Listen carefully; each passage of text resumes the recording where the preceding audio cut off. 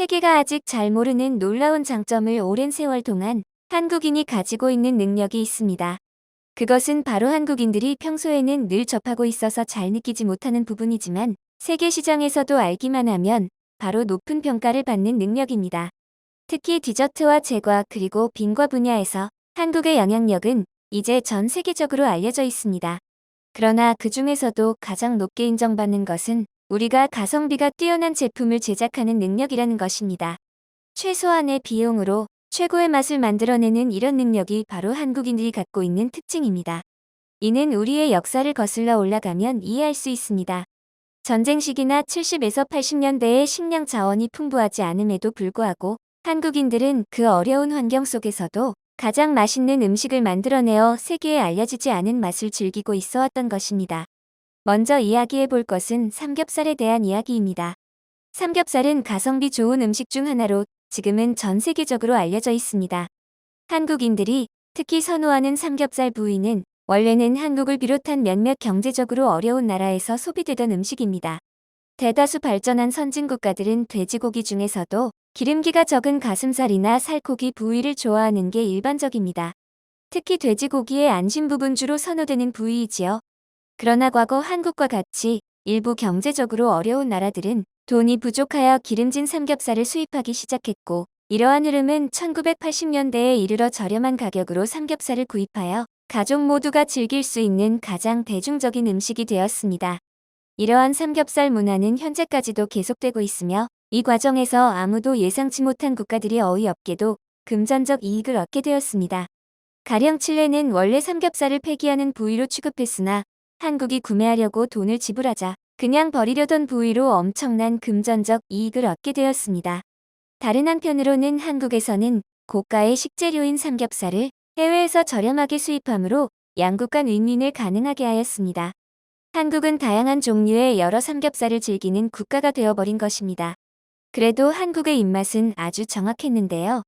현재 우리가 고도의 디지털 시대에 진입한 시대의 한국의 삼겹살 문화가 오히려 이웃 나라인 일본에서 엄청난 인기를 끌고 있다는 사실이 참 흥미롭습니다.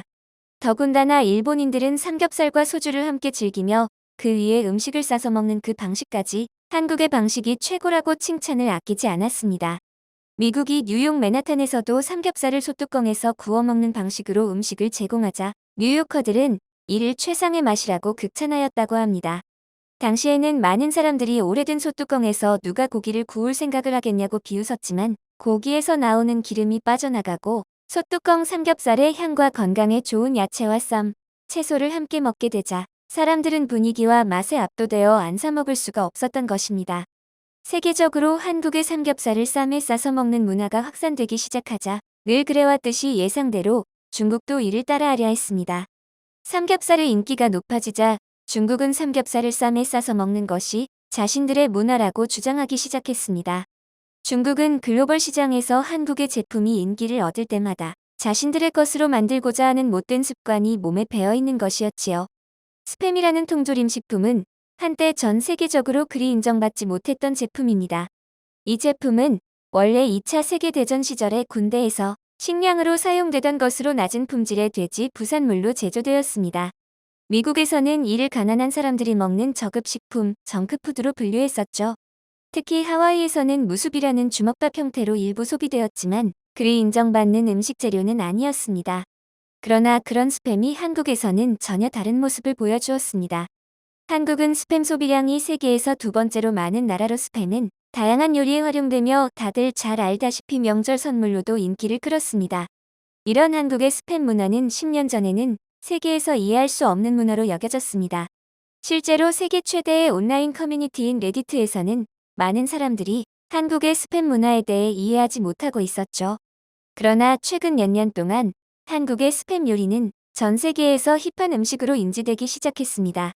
한국인들의 창의적인 요리법과 가성비를 중시하는 식문화 덕분에 한때 조롱의 대상이었던 스팸이 이제는 전 세계에서 인기를 끌고 있는 것이죠.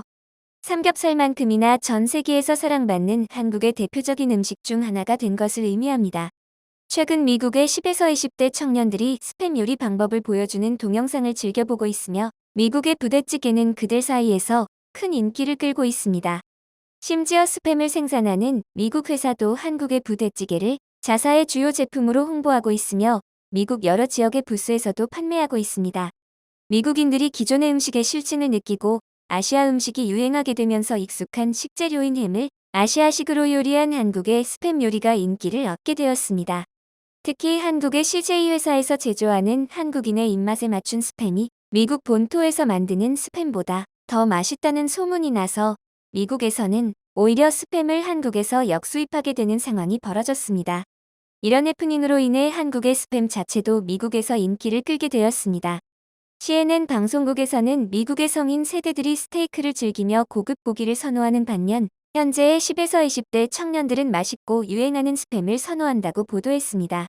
500년의 역사를 자랑하는 토라야의 양갱은 10개 세트가 약 5만 원에 달하는 등 높은 가격의 일본의 전통 과자입니다. 모델에 따라 가격 차이가 있을 수 있지만 대체적으로 값비싼 편입니다. 이런 토라야의 양갱은 그 고급진 맛과 향으로 인하여 일본 내에서 선물로 인기를 끌고 있습니다. 그러나 이러한 토라야의 양갱을 한국으로 가져와 선물로 주었을 때 한국에서는 큰 인기를 얻지 못한다는 것으로 알려져 있습니다. 그 이유는 대다수의 사람들이 한국의 연양갱과 큰 차이가 없다고 느낀다는 점 때문입니다. 물론 세부적인 맛이나 고급스러운 포장 등에서는 차이가 있다고 할 수 있지만 한국인들은 가격이 500원도 안 되는 연양갱이 양도 많고 맛도 크게 다르지 않다고 반응하여 일본에서 구입하여 가져오는 경우 그다지 성공적인 디저트로 여겨지지 않는 것 같습니다. 일부 사람들은 500년의 역사를 자랑하는 일본의 토라야 양갱이 다양한 색상과 형태를 가지고 있지 않다는 비판을 내놓습니다. 그러나 한국의 연양갱 제조사들은 고구마 풍미의 연양갱을 포함해 다양한 변주를 선보이며 이러한 다양성에서 일본의 토라야를 능가하고 있다는 평가를 받고 있습니다. 이렇게 보면 한국의 연양갱이 가성비 면에서 일본의 토라야와 비교해도 손색이 없다는 것을 알 수 있습니다. 그러나 이것은 오직 일본의 경우에만 해당하는 이야기입니다. 세계적으로 보면 더 다양한 반응들이 나타나는데요. 특히 다양인 디저트로 유명한 프랑스에서는 1620년에 샤모니 제빵사에 의해 창조된 몽블랑이라는 디저트가 매년 새롭게 출시되고 있습니다. 이 몽블랑은 현재 프랑스에서 일본으로 인기를 이전하였고 일본에서 가장 사랑받는 디저트 중 하나로 자리 잡았습니다. 일본에서 가을과 겨울에 한정판으로 출시되는 몽블랑은 밤과 견과류를 삶아 크림으로 만든 후 국수 형태로 표현하는 것이 특징입니다. 일본 사람들은 달콤하고 고소한 디저트를 진한 커피와 함께 즐기는 것을 큰 즐거움 중 하나로 여기고 있습니다. 그런데 이러한 몽블랑이 한국에서는 큰 인기를 얻지 못하고 있다는 소식이 전해져 오고 있습니다. 이런 현상은 예상치 못한 일이지만 그만큼 각 나라의 문화와 취향이 다른 것을 잘 보여주는 사례라고 할 수 있겠습니다. 제과 및 디저트 문화가 활발한 일본에서 다양한 디저트들이 한국에서 인기를 끌었지만 놀랍게도 몽블랑은 성공을 이루지 못했습니다. 그 이유는 예상치 못한 한국의 디저트 밥안바 때문이었습니다.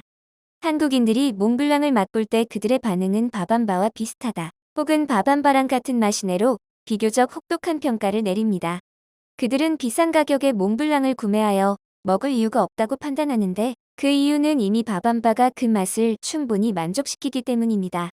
반면 외국인들은 밥안바가 어떻게 몽블랑의 맛을 재현했는지에 대해 놀라움을 표합니다. 일부 인터넷 사용자들은 밥안바 아이스크림 샌드위치가 몽블랑과 99%의 유사성을 가지고 있다고 주장합니다. 한 외국인 제빵사는 저렴한 아이스크림에서 그 맛을 복제한 것이 마치 기적과 같다고 말합니다. 실제로 밥안바는 1976년에 출시된 오랜 역사를 가진 제품으로 그 가치를 무시할 수 없습니다. 식재료가 풍부하지 않았던 과거에 한국인들의 입맛을 사로잡았던 혁신적인 아이스크림 밥안바는 그 인기를 지금까지도 이어가고 있습니다.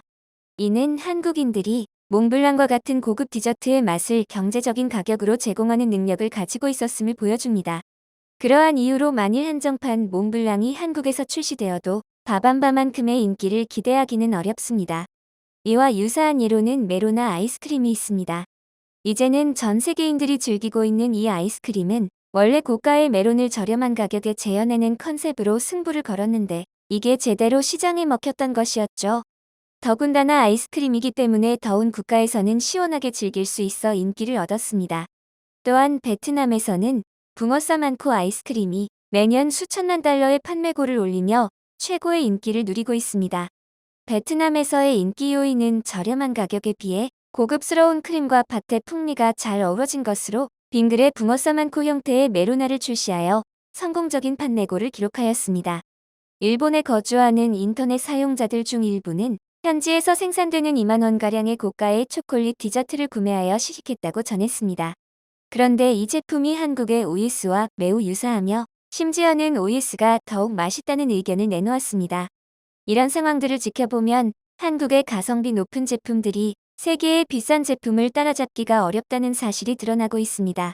업계에 따르면 한국의 과자 및 빙과류 등 다양한 제품의 수출이 급증하고 있으며 한국 제품의 우수한 맛과 최근 한류 열풍 등으로 인한 전 세계적인 수요 증가 때문이라고 분석되고 있습니다. 업계는 국내 경제가 침체기에 빠져 있음에도 불구하고 수출이 최고치를 찍고 있는 상황을 돌파구로 보고 있습니다. 한국 내에서는 인구 감소와 과자 및 빙과류 수요 감소에 직면해 있지만 해외에서는 그 수입이 증가하고 있습니다. 이처럼 한국에서 오랜 시간 동안 사랑받아온 가성비 높은 제품들은 선진국가의 제품들에 비해 가격이 훨씬 저렴하다는 특징을 가지고 있습니다. 한국에서 오랜 기간 동안 검증받아온 이러한 제품들이 전 세계인의 입맛을 금방 사로잡을 수 있다는 사실이 입증되고 있습니다. 지금까지 시청해주셔서 감사합니다.